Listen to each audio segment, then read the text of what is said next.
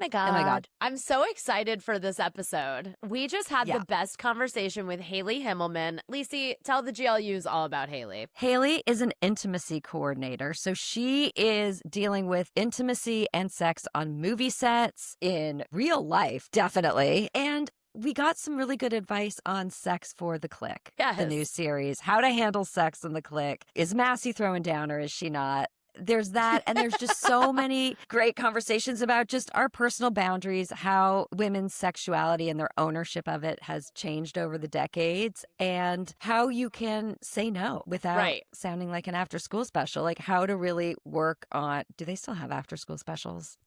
No. I don't know. Forget it. Now they have that's Miss dead Rachel. In the water, but I don't know what they have. I don't know. But basically, how can you say no to things that you are not comfortable with without fearing like you're going to lose your partner or your job? So this is really important and also very steamy. Yes. We get into the no and as opposed to the yes and. Hayley has a BA in theater from Northwestern University. She is an actor. She is a writer, intimacy coordinator, superstar. I loved our conversation with her. We talk Heated Rivalry quite a bit. We talk about Clique smut quite a bit. It's a really fun episode. So I think you guys are going to enjoy it. So enjoy this episode with Hayley Himmelman. Oh my God.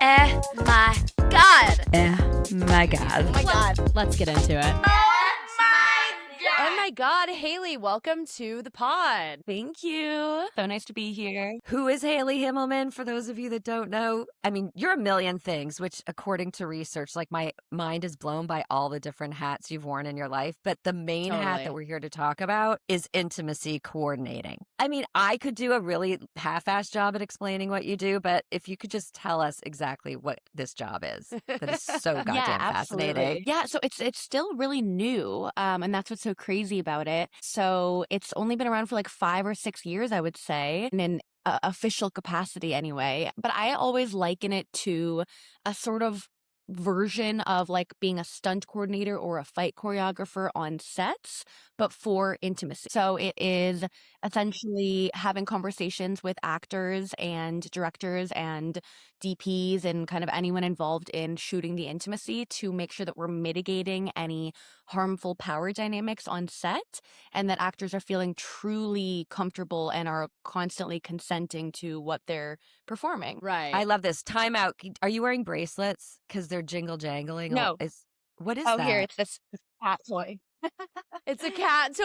Cat toy. It's like she's got some like bohemian bangle Jingle thing jangle. happening, Oh and I'm like, That I kind of just- want in on that, but okay. You know what, though? Thank That you. just made me think of Massey Block in our new book does have a Sphinx cat, and you should put bangles on Bijou, and so you just hear Bijou like clanging around the apartment. That should That's be a great part of idea. the book. Inspired by Hayley Himmelman. This is how it I happens. love This it is how so the much. sauce is made, kids. Wow. Okay, so 100%. a really wild field of work to go into, but I know that you started as a performer, so you're an actor first, and like, are you a theater girly? Like, give us the background. What led you to this place now? You can tell, right? I was. There's a presence. You have a presence. Yeah. 100%, yeah. Yeah. But no, I grew up doing theater and musical theater, and I was actually trained in competitive jazz singing, but also musical theater. Did a lot of shows, and then I went to school for musical theater, and then I kind of like pivoted to sort of just like straight like film and TV show acting, and moved to LA.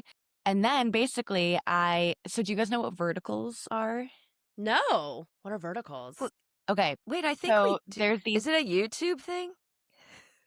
It's not YouTube specifically, but it's like Granny. they have their own apps, basically. Like there's these Oh. new tons of different apps on your phone where you watch these like shows vertically. Vertical content. Got And it. they're all kind of like these like soap opera kind of vibes. Yeah. And they're short, and- right? They're short for, Yeah, Minimal exactly. attention They're spans. full Got of it. like 1-minute episodes, basically. Yes, I have heard of Wow. that. And so what happened was in 2023, I was the lead in a vertical that had a lot of like heavy stunts and intimacy. No stunt coordinator, no intimacy coordinator. Wow. And it was kind of a shit show. Before we go on to how you recovered from that, like paint a picture what was going on, if you don't mind. Yeah, so it was like I no, want for details. sure, for sure. Like, so first of all, there was this like no discussion about like my boundaries around the intimacy scenes. There were 3 different attempted sexual assault scenes with 3 different people. And they would just be kind of throwing me into it. And they'd be like, can you take your shirt off for this one? Just like take your shirt off. You know what I mean? And I'd be like, okay, you know, like when you're an actor and you're on set and you're in the middle of everything, you don't want to hold anything up and you want to be professional and you want them to rehire you. You're not going to say no. Right. You know? So it's like such a shitty position that they get put in. I mean, the backstory of every Me Too on planet Earth. Like that's insane. Exactly. That's it. And intimacy coordination actually came out of Me Too. That was my next God. question. Like I'm sure the horror stories are just abound from back in the day, like working on set. But it's so crazy because you hear older actresses, they're like, that wasn't a thing when we were doing sex scenes like in our 20s, you know, like movie, like Julia Roberts or whoever. Like there was no intimacy coordinator. So in my mind, I always thought like what had to happen that was so out of bounds and so bad and so crazy that like the position had to be created. And now it's like unheard of to not have an intimacy coordinator. I believe like, is it a SAG requirement to have an intimacy coordinator now? Yeah, that's what I figured. Yes. Yeah, I mean, I would think it's like it's an essential job now. Yeah, for sure. Yeah. Well, you're putting these people in such compromising positions. Like, I mean, you have these actors that are in like a loincloth. I mean, there's like 150 people staring at you. It's so uncomfortable. It's crazy that it took this long for it to even happen, honestly. Like, I can't believe it's only 5-6 years old. Okay, so you had this horrible experience in your vertical. And that inspired you to take action. Okay, tell me about that. So basically like, and it wasn't like right away either because it was like still kind of a new profession at that point. And I had always been really passionate about directing, obviously acting, mental health, sexuality. I've always been very, very like open about like sex. Like my friends always came to me for like sex advice and stuff like that. I was like, I had that experience. And then I was actually thinking about going to grad school and getting my master's in psychology and becoming a therapist. My mom is a psychologist and that was like her dream for me. And then the more research I did on it, I was like, well, I love the idea of like having some kind of therapeutic training, but I don't know if like a traditional therapist is exactly what I'm going for here. And then I just started hearing more and more and more about intimacy coordinators. And I was like, wait a second, that's kind of the combination of all of the things I'm passionate about and good at. So I trained for like a year and a half virtually at like one of the biggest SAG accredited training programs. And then weirdly enough, it's come super full circle because the bulk of the work that I'm getting as an intimacy coordinator is on those vertical productions now. Oh my God, that's a beautiful story. Happy ending, Full no pun circle. intended. Yeah. That is amazing. But wait, so I need to know now what you're learning in this program. How are they teaching like, it? what are does that they entail? teaching? I mean, let me in. So like right off the bat, they teach extensively about the fundamentals of consent. So it's essentially like how to have conversations with actors that are not like coercive in any way, that are neutral language, so as not to kind of like push them in one direction or another, and ways to kind of pick up on body language and other cues that we can get from them. Because someone can say like, I'm like, oh, are you comfortable with blah, blah, blah? And they could be like, yes. And I'm like, we need to talk further about that. You know what I mean? That's not like a cool, like checking the box, like they're good with it, you know? Yeah. Like learning like little things like that is all part of the training. And then there's also a lot of really important things about like historical context of like sex and sexuality and gender in media, you know, things like that. And then there's a lot of stuff about like working with camera team and like how to get the right angles, how to cheat things. So yeah, it's very like, it goes in depth into like a lot of different areas, which has been really fascinating for me because there's a lot of departments that an intimacy coordinator works with, you know, like we also work very closely with costumes, for example. And there's a whole like section of the training on modesty garments and barriers and things like that. Do you guys know what that is? I think I do. Yeah, it's like I'm picturing like clear pantyhose basically that block the genitals. And like, so that, right? So it looks like you're naked, but you're not. Yeah. So it could be like a whole host of things. Like a modesty garment could be like a little pair of nude shorts that someone wears under like a short skirt or something. Or it could be like some kind of like a soft shell, like cup, like a jock Yep. cup sauce that they put between their boxers and their pants, like if there's going to be any like pelvis to pelvis contact. Right. It's all very like technical, and it's funny because it just goes to show how like it can be really fun and sexy to shoot these scenes, but it's Yeah. not ultimately. Like ultimately it's like very technical. For sure. Yeah. I mean, it's such a big job. Everything that you're saying, like you have so many responsibilities and boxes to check. Like you're basically an on-set therapist for these people and making sure that they feel comfortable doing what they're being asked to do. But then at the same time, like, are you the person that's choreographing these sex scenes? Like, that's a whole other skill set in of itself to like make these people look like they're actually having sex. Right. Yeah. Like, Yeah, like exactly. believably. So are you Mhm. also doing that? Yes, yes. So a big part of the job is like what we've talked about, kind of this like preparing, having these like, pre-production conversations, making sure everyone's consenting and comfortable. But then a big part of the lift is selling it on the day and helping the director achieve their vision as well. And sometimes those things can come in conflict, you know what I mean? And I have to kind of decide like what's more important here. And for me, the safety and comfort is always more important because there's always ways that we can like mask certain actions and we can still achieve the level of like sexiness that they're looking for without putting actors in an uncomfortable position. So help me Right. understand this. So you get a script, or anyone gets a script, and would it just say in very basic terms, they have sex in the hallway? And then it's your job with the director and in a collaborative way to figure out what does sex in the hallway look like. And so you're taking in everybody's opinions and sort of creating it from there based on everyone's vision and comfort level. So it can be very collaborative like that. But for example, with these verticals, they get very, very specific on every single action. So it's never like they have sex in the hallway. It's like he puts his hand on her right breast and then he slides his Oh, other hand up wow. her skirt and she moans. Then he arches his back and Oh. she wraps her legs around. It's all very specific.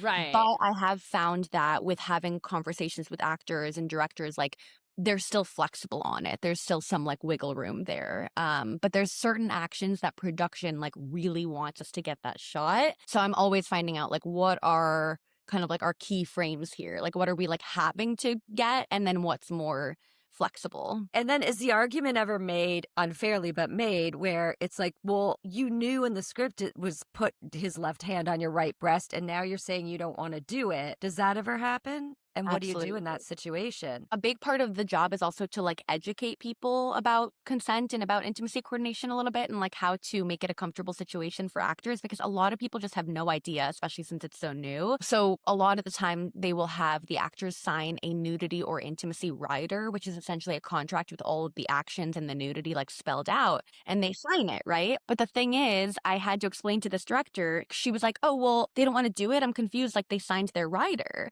And I was like, yeah, but you know that they can still revoke their consent. It doesn't matter that they signed it. That's not like forcing them into it. What it says is that if production needs to get that shot and they're uncomfortable with it on the day, then production has the ability to get a body double or replace them if need be. And the clauses, like they can get really specific too, like nudity clauses in a contract. I had a call with my agents a couple of years ago. They were like, so we have to have the talk. And I'm like, oh God, are they going to drop me? And of course, is like my first thought. And they're like, so how do you feel about nudity?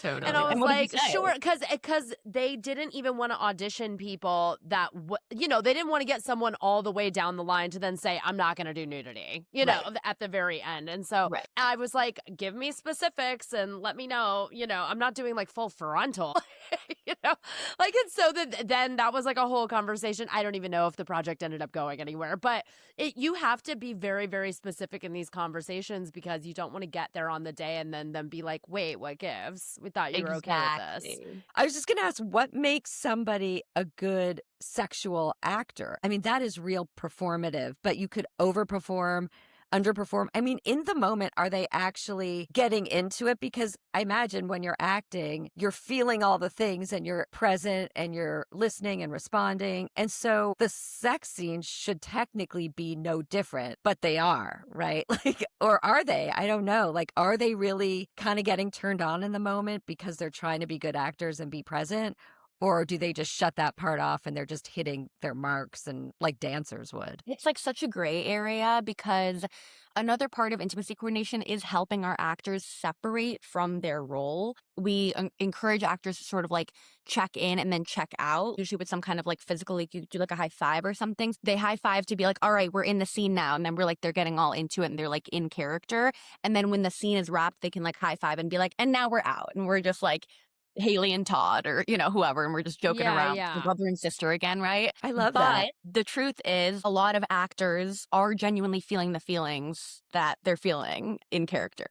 So it is hard to avoid having those feelings. However, when you get all the people there and the camera's up in your face and you're wearing the barriers or you're wearing like uncomfortable stockings and you're doing it like 7 or 8 or 9 times, it kind of loses its magic. And then that's really where the good acting comes in. You know what I mean? Right. So I was going to ask, are you able to watch things now? Do you watch intimate scenes with such a critical eye? How do you you can't even enjoy it as an audience member now, I imagine. So obviously the biggest thing that we saw this year that intimacy coordinator, I don't even know how busy they were, was Heated Rivalry. Heated Rivalry. Obviously. So what did you think of the intimacy on that show? And like, did you have notes or were you like flawless, no notes, perfect? Like what did you think about it? Yeah. Paula is amazing. But it's funny because it's also like a lot of the work that we're doing is unseen. You know what I mean? So it's like, I'm assuming that they felt incredibly comfortable in those moments because that's why they were able to bring that performance to it.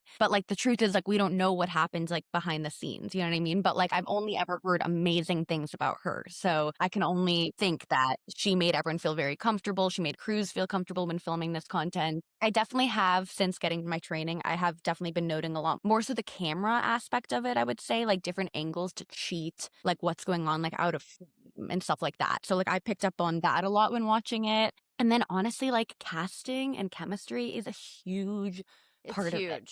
When I'm intimacy coordinating, like kissing, for example, I'm not like, I will give them some specifics. Like I'll give them specifics about like closed mouth, open mouth, who's initiating, how many beats is this, like what is it, a super passionate or is it just like a sweet press and hold kiss, etc.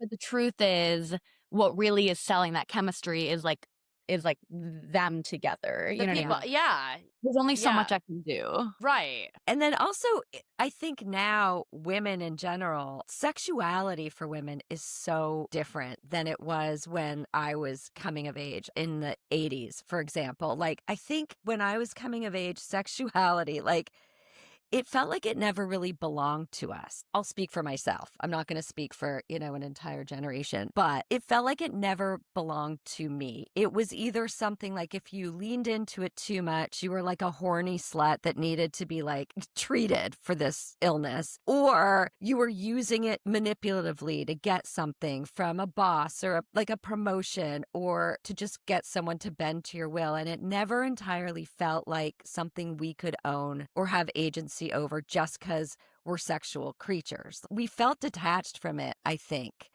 And now, obviously, with your generation, there's so much ownership over sexuality. And again, this career is testament to that because so much ownership that you're like, no, this is mine and I'm going to decide what I'm comfortable with. And good job, millennials. Like, good job. Yeah. It's just so different. And I do think that growing up, your generation felt so much ownership over your sexuality. Is that right? Like, can you see a difference in between how you guys grew up and how it was before?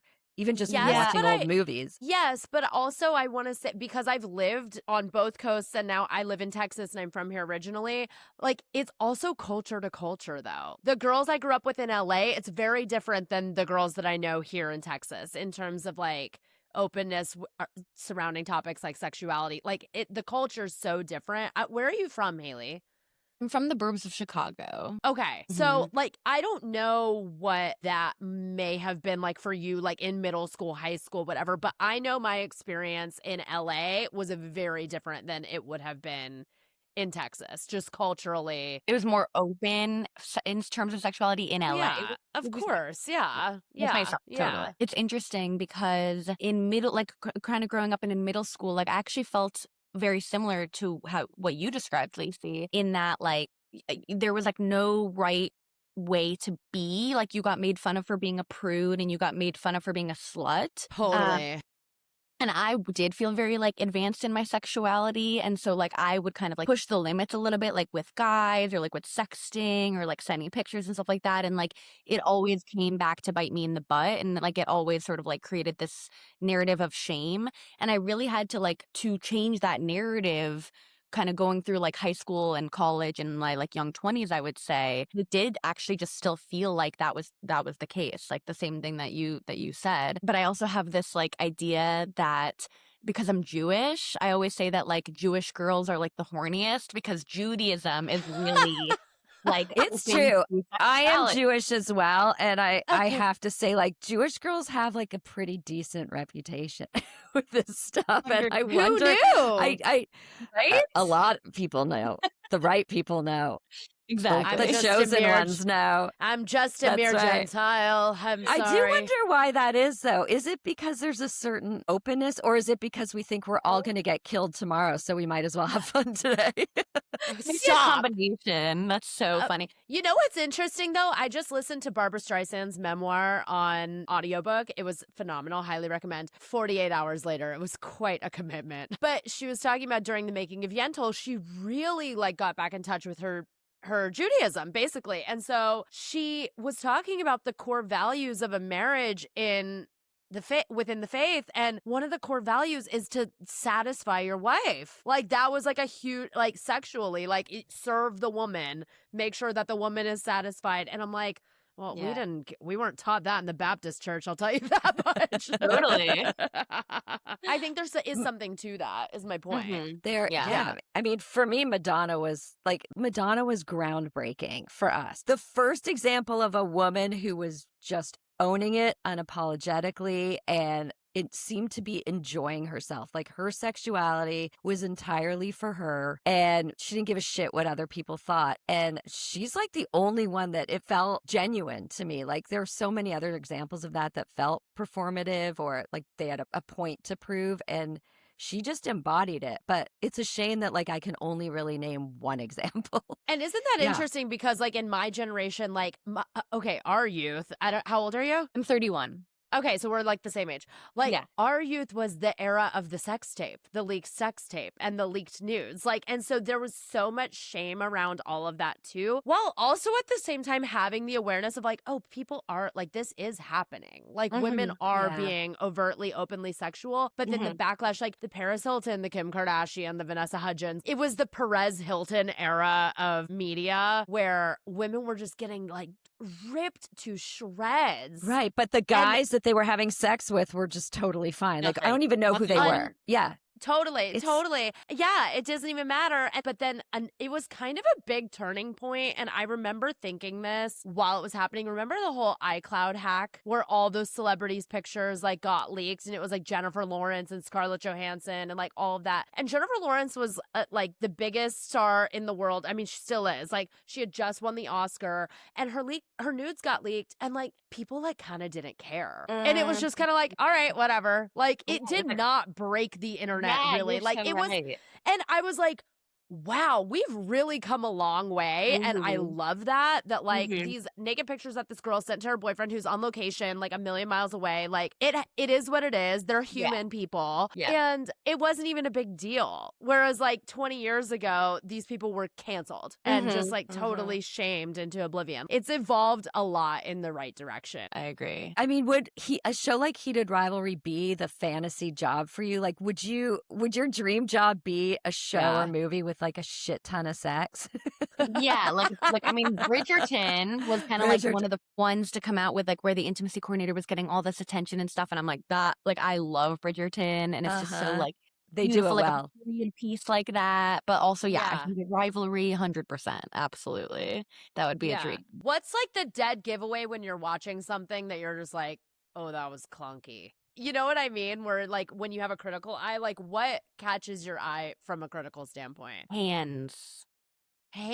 Go on. Elaborate. Tell me more. So, like, I think it's so funny how, like, because when we're getting really technical and stuff, like, everything that we're doing with our hands ends up being like actually like really selling or not selling the sexual act a lot of the time. For example, we're doing a lot of like we'll do a lot of pulling a skirt up someone's leg and whatever. And like if the guy doesn't know how to do that right, it's very specific what you need to do. Instead of with your like being like cavemen, they have to be yeah, seducers. exactly. Yeah. Yeah. And then there's also a lot of kind of like stunt intimacy involved. If there's like an attempted sexual assault scene and someone like grabs someone's like wrist or something, like I'm kind of working with them as a stunt coordinator at that point to show them how to like mock tension in their hands without actually really like gripping them. And then you let the victim basically like lead everything. Like they do the heavy lifting of the acting to make it look like Wow. they're being I mean, you're moved a around.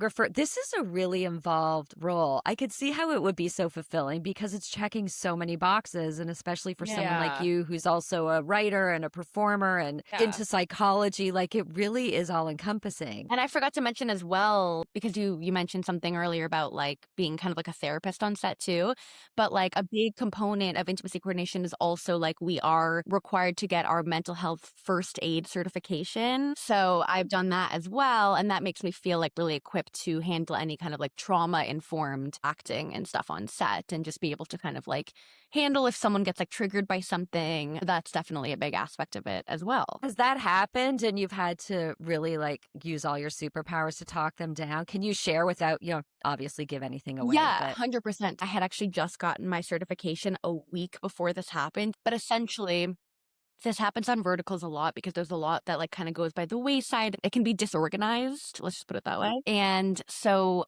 multiple times now I've been on set where I've flagged to the casting director, hey, please put in the casting breakdown for any background that's going to be witnessing intimacy, which happens like more often than you'd think. They will be witnessing intimacy. Like you need to explicitly tell them and make sure that they are comfortable with it. And multiple times on set, background has shown up and I've been like, hey, so you know that you're going to be in this like intimacy scene. This is what's going to be. And they're like, no, I didn't know that.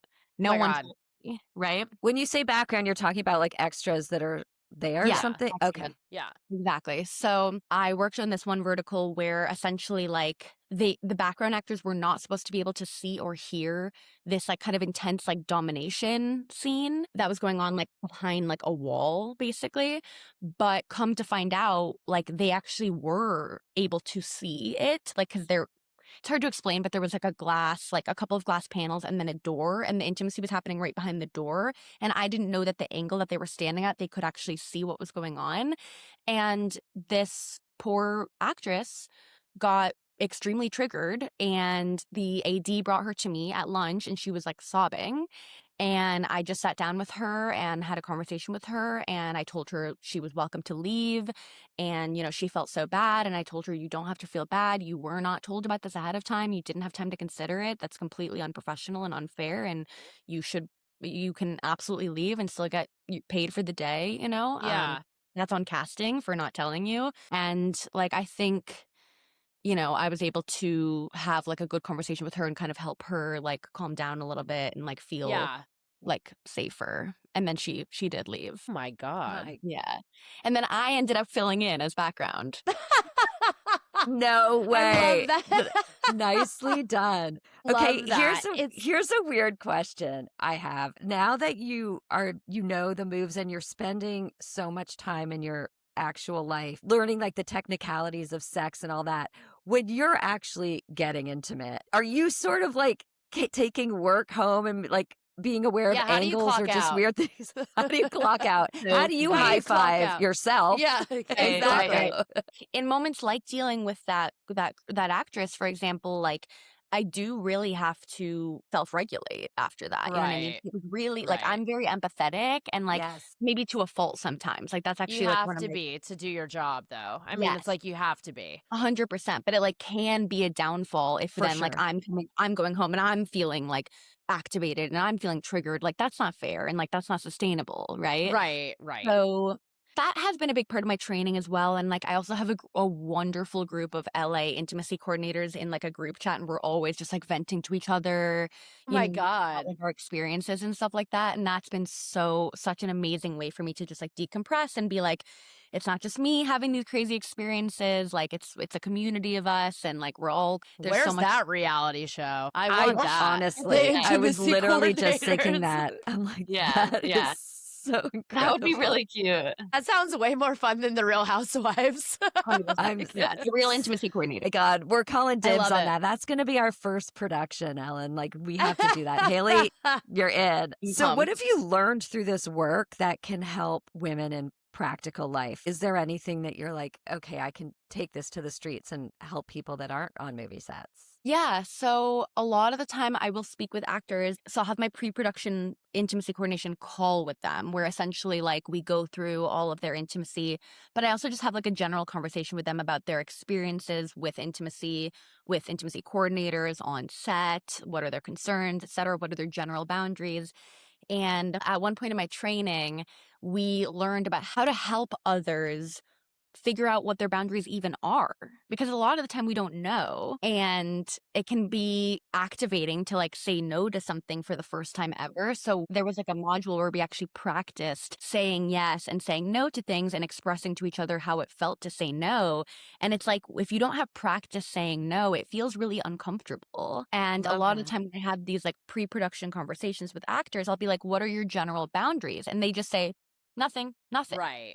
But it's like, oh, okay, so like I could come over to you and like punch you in the face and that's okay. You know what I mean? Like, Like, I know you have boundaries. I know you you have do to. have boundaries, but like we don't know how to express them, and we just want to be like easy to please, right? Well, the parallel in real life, it's the same thing. I mean, in movies, you're worried about, well, if I don't perform this, I'm going to lose my job. I'll be an outcast in the industry. And in real life, it's like, well, if I don't say yes to this, I'm going to lose the guy. I'm going to lose the girl. I'm going to, Totally. I'm going to lose the relationship. And the power dynamics are very similar, where if I don't Yeah. acquiesce, I'm not going to be accepted. And it's that I think so many of us struggle with all the time. And what would you say to people who, I think so many people don't even know consciously that that's the thing that's driving them or putting them in situations that they really don't want to be in. And what do you say to people that are like, well, I don't want to do this, but I really love this person and that's really important to them. And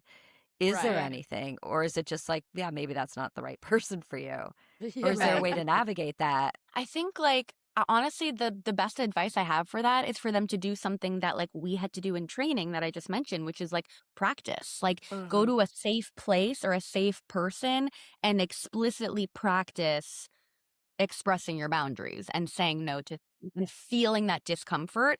And the more you get used to it, the more empowering it starts to feel. And you're like, wait a second, like no doesn't have to be shutting something down. Like no can actually be like a no, but let's work it out. Like Yes, no, and but what can we no, do to and move forward? No, Yeah. and exactly Yeah. no, and let's do this instead, or like a proposal Right. or pivot or something. And like that can feel really empowering and feel like really like it creates a lot of like self-confidence in you. I've never think that's heard the I that best love before. that. I think that's really powerful. Okay, I need some other advice now, personally. Can I Okay. talk you through this exercise, because this is real.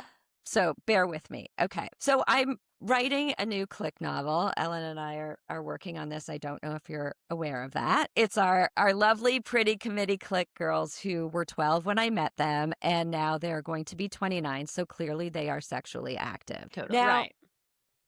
let me take you back for a minute. So I wrote an adult novel called The Dirty Book Club, and it's about 5 women who inherit a dirty book club from older women and all the secrets that go with it.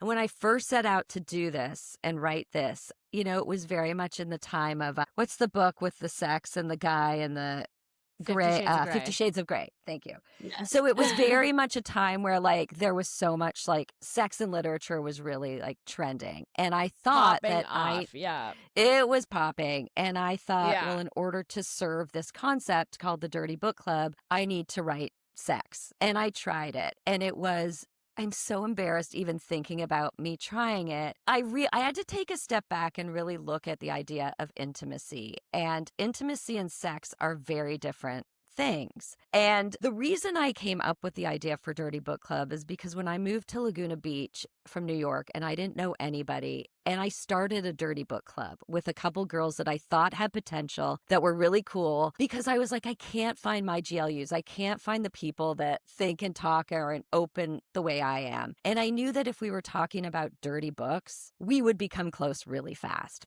And it had nothing to do with sex, obviously, between each other, but just being intimate and sharing intimate things. So I slowly learned that writing sex for Dirty Book Club is not what that book was about. And so I kind of got away with, the door closes and we're open and scene. So that's just a bit of background. So with the Clique, I have to find that balance again. Well, what's funny is it was the number one question that we got when we announced. That's right.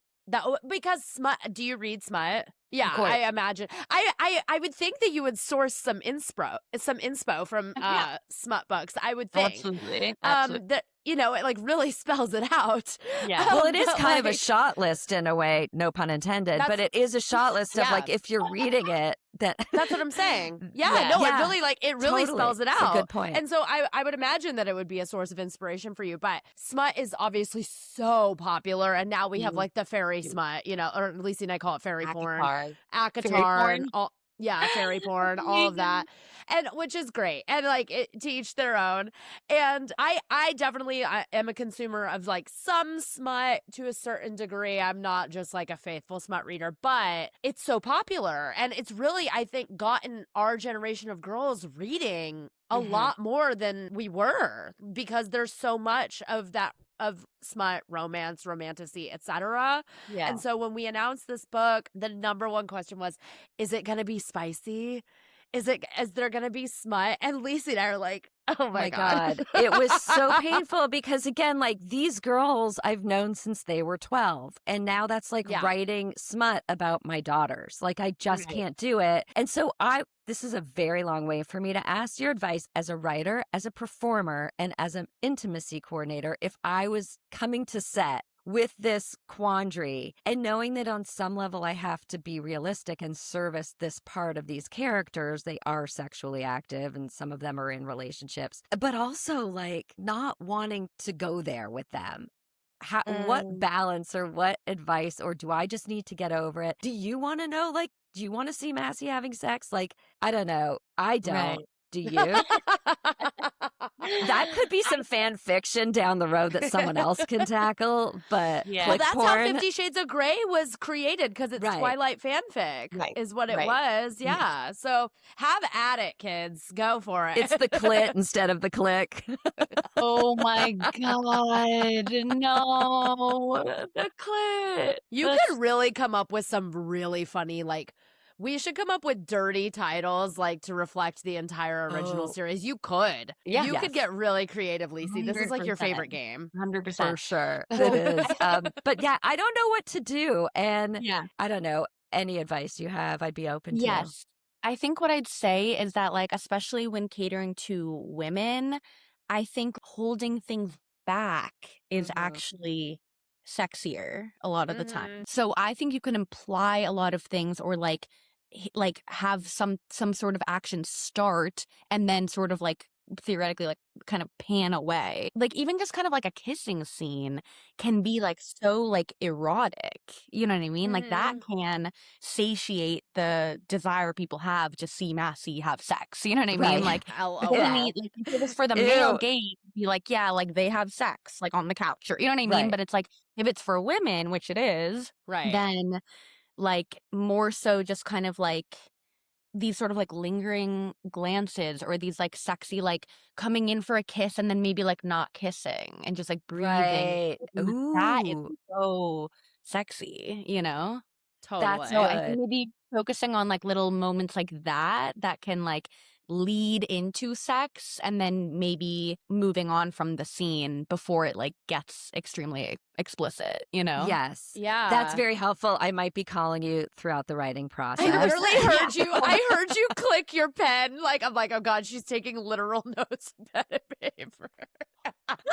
That's so funny. No, Lisi, 100%. I would love to help you with that aspect if you Oh my if you want. gosh. Just help me I about it. would. I totally would. And I guess I Yeah, also I have love to it. remind myself this is not a book about sex. It's a book about No, friendship. And exactly. Yeah. the intimacy that is happening in this book more informs the characters' like psychological and emotional journeys as opposed to their sexual awakenings. That's not what this is about. And I have to keep reminding myself of that. But there will be some lingering stares thanks to you. And I will be calling you for details. I love it. Perfect. I That think sounds that's great. great advice. And so, in the spirit of giving advice, should we do our Ask a GLU? Yes. Yes. Are I you love ready? that. Yes, I'm so Okay, ready. so this is our advice segment, Ask a GLU. Every week on this show, a GLU is a girl like us, a member of our community who writes in and asks for help, with whatever's going on in her world. So this is this week's submission, and Lisi, Hayley, and I are going to give our brilliant words of wisdom. So here's this week's submission. Hi, Ellen and Lisi and Hayley. I just listened to your episode on old friendships, and it really opened something up for me. In my middle school friend group, I was always the friend that was left out. I would be able to sit at the lunch table, but was never invited to the sleepovers. I was also artistic, but I hit it hard because of some initial teasing from my friends. Hearing your episode, I think I bring this history into my day-to-day life and female friendships. Any tips on how I can live more authentically and be less paranoid about my friendships? XOXO. Thoughts? Well, right off the bat, this isn't advice, but I'm like, why was artistic ability, why were they shaming her for that? Yeah, I don't know where she lived, but I can tell you that I'm raising kids in Laguna Beach, and in towns like this that are small that sort of focus on a specific lifestyle, kids that are outside of that lifestyle, like here, it's very much like surf community, surf culture, Extremely beach insular. culture, sports Sure. culture. That's it. True. And so the kids Yeah. that are more artistic and quote unquote like weirdos, which those are my Yeah. people, Totally. they cannot find their footing in this town. And it really breaks my heart. I mentor a lot of them for that reason, because if I grew up in this town, that's how I would be. I would not fit in with Yeah. that mentality. Same. And it's really hard for kids when they're living in kind of a one note environment to find their people. And so Yeah. that could be why. I mean, I don't know, I'm guessing, but that does happen a lot in these one horse towns. Yeah. But I would it seems like it's so funny because a lot of this theme of this question is very much thematic with the Clique. Like it's Yeah. the childhood issues and resentments and things that you haven't metabolized, and so they're still with you in adulthood. Like you can run but you can't hide. It's going to find you if you don't do the work. And it seems like this person hopefully is living in a more inclusive environment, but because they didn't really work through that older stuff, like there it is again. And it seems also like I have a big thing with choose versus waiting to be chosen. And I think we all have done this in different parts of our lives where we're like so desperate to be chosen that we forget that we can choose. And I think, Hayley, that probably aligns with a lot of your work as well. Like, Yeah. no, Right. I have the power. Like, I can Yeah. make choices. Why am I trying to quiet myself as an artist to fit in with these people? Why aren't I looking for other artists? And I think that's something to keep in the top of your mind at any phase of life is stop trying to be chosen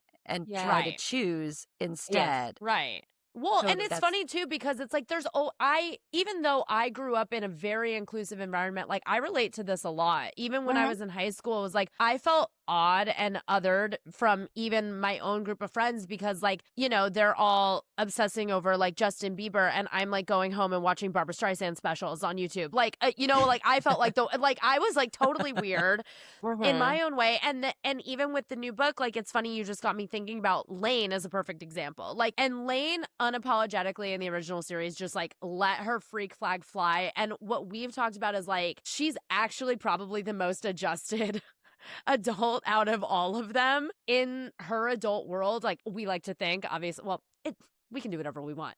That she found her people. Like she found her community. She found her people. And like, that's how I felt when I moved to New York. And when I was like, I'm letting my freak flag fly. This is what it is. And your people will find you if you're just living your authentic, true self. Like that's how 100%. you have to be. I think that's the best advice I can give is like, let your freak flag fly. The right people will fall into place. 100%. The other thing is, Yeah. I was going to say, like, I think kids often will like become friends with each other out of like proximity or like having like an activity that they all bond over, et cetera, et Yep. cetera.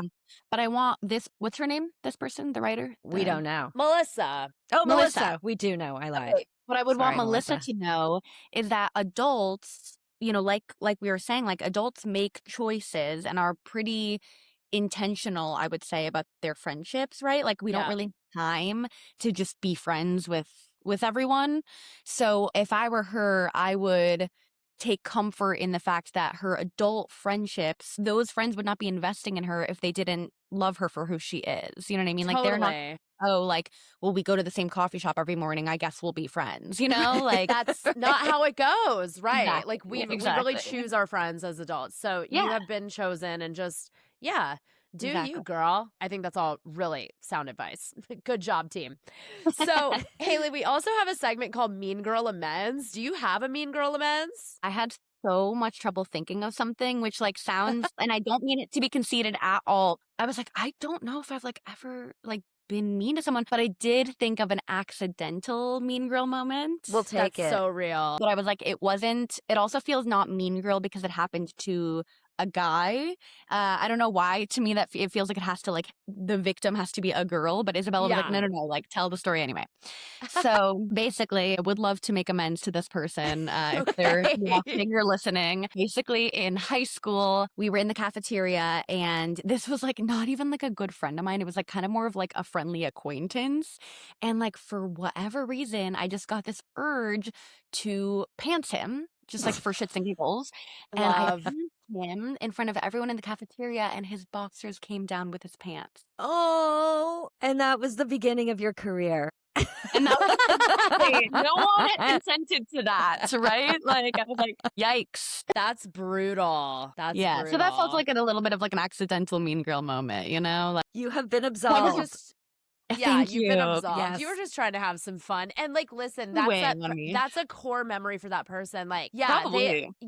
like I can see that guy like dating someone and opening up and being like, yeah, this girl like pants me and like my boxers came all the way down. Like when you're like bearing your soul when you first start dating someone and it's like just opening up. That's like his That's core probably- wound. That's one of his core memories. So like Oh honestly my it shapes a God. person. So you actually did You're him a welcome, favor. actually. Yeah, Yes, you did you're him a welcome. favor. Well, I think it's time for our current State of the Union to just kind of tie things up in a bow. So every week on this show, we give our current State of the Union, which is an in and out list inspired by Queen Bee Massey Block. I give my in and out, Lisi gives her in and out, and Hayley will give her in and out list for this week. So, Lisi, do you want to go first? Sure. This speaks more to a frustration I've had lately, which is I am so bone tired of going to, let's say, a doctor.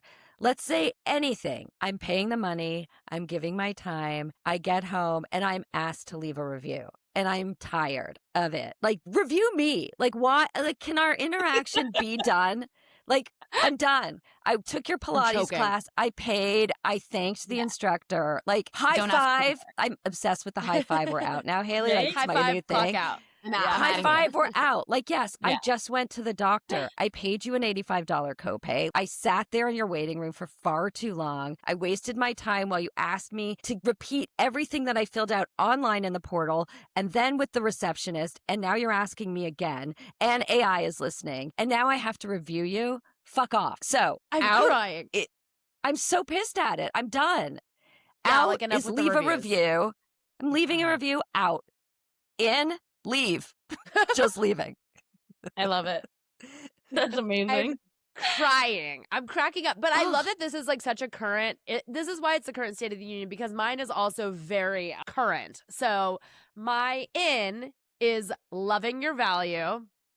And my out is living for validation. We have been, Lisi, without revealing too much, Lisi and I have had a big week of like business things. Okay. And we are full, what did you say, fire horse this week? Mhm. It's the What fire her- horse year. Yeah. right? I It's have the a fire I horse- have a little fire horse charm that Yeah. I got. Whoa, look at that. Yeah, and we've just been like fire horsing our way through this week of just truly owning our value. Like, really, like there have been a few moments this week where we're talking about something and I'm like, well, I know this. And then I'm like, no, fuck that. We bring so much to the table in so many ways. And so just Absolutely. like loving your value instead of living for validation, that is my in and out this week. It's how we're carrying through 2026. Yeah. Love it. Loving our value. Love So it. Hayley, I what's love your current state of the union? So I was thinking about the fact that like I've been on all these productions recently where there's kind of been a lot of drama. And I like love to gossip, but then on the other hand, as an intimacy coordinator, you have to be very careful with your words. Yeah. And there's certain things you can't talk about, obviously. And I'm never like gossiping about like the intimacy aspect, but sometimes I'll just be like gossiping with like the costumer or the makeup artist or something about like someone Sure. on set or, you know, something. So my in is spilling the tea on set, and my out is saying something you regret. Ah, Nice. and a rhyme. I love That a rhyme. is so good. A That plus, was Hayley. really, really impressive. Thanks, guys. Yeah, I that was- love you that. crushed this. The Mean And Girl it's really amends true, everything, though. It's top to really true. bottom. Sometimes I'm just like, ooh, like, I Yeah. gotta just lock it Yeah. up. You know, just Lock yes. it up. I Well, love also, that. I'm learning over and over that if you gossip, then people just, they don't trust you. Like, then they will, it opens you up to being gossiped Yeah. about. The gossip never gets the actual good tea because they're going to run their mouth. So Mm. you can't be the one that everyone knows. Like I have a friend like that who's like the biggest gossip ever, and I'm like, I know if I tell Not him telling this, her. it'll be spread to 5 yeah. different people in like an hour. Like, yeah. 100%. So it's a great way to spread information if that's the need. yeah, If exactly. that's- you got to be intentional with the gossips in your life. Oh my gosh. Well, Hayley, Yes. thank you so much for being here today. This Of was such a fun course. episode. We learned so much. What a joy. And you're just an absolute delight. Where can everyone keep up with you and all of your work? And what are you doing next? Yes. Ooh, so I'm actually intimacy coordinating a SAG feature right now. which is Ooh. Are you allowed to exciting. tell us what it Congrats. is? Talk about spilling some tea. Let's go. You know what? I think it's untitled right now, so Okay, it's fair. a working title. But I will say I just worked on a vertical, and all the verticals have these like crazy names. And the name of a vertical that I just worked on is literally Frozen Sperm, Unexpected Love. Oh my God. So that'll be coming out soon. So Can't go wait. watch Frozen Sperm. Is it told from the point of view of the frozen sperm? So the original title was Frozen Air, like HEIR, like an Oh. you know? And then like right after they locked the cast, they like changed the title, which is They said, no, we're going to Ay. lean in all the way. Let's go Exactly. sperm. If people want to follow me on Instagram, it's at Hey Himmel, and I post a lot of my like kind of like BTS and stuff from set. Well, everyone be It's sure been to go so follow and informative. check out Hayley. And thank you so much again. This was such a delight. Thank you. Thank you guys so much for Yeah. having me. Hayley, and, thank like, you. You're wonderful. I'm like an avid listener now and big fan. So thank you guys for having me. I really appreciate it. Thank you so much again to Hayley Himmelman for joining us for this episode. I'm Ellen Marlowe. I'm Lisi Harrison. GLUs, if you have any questions about anything at all, please email them to thestateofthereunion@gmail.com and we will answer them. Absolutely. We would love to help you solve your problems with our brilliant words of wisdom. Thank you so much for listening to this episode of EhMaGawd. We're available wherever you stream podcasts. We're on Spotify. We're on Apple Podcasts. We're also available in video format on YouTube. So be sure to check that out. We're also on all major social media platforms like TikTok and Instagram at EhMaGawd Podcast, where you can follow us, comment, engage with us, leave us a 5-star review. Also, be sure to check out our Substack, stateofthereunion.net, which is very Clique focused. It's all Clique content over there, so be sure to subscribe to our Substack for updates on the new book, State of the Reunion. Thank you so much for listening to this episode of EhMaGawd. Lisi, I love you. I love you. See you next Tuesday. See you next Tuesday.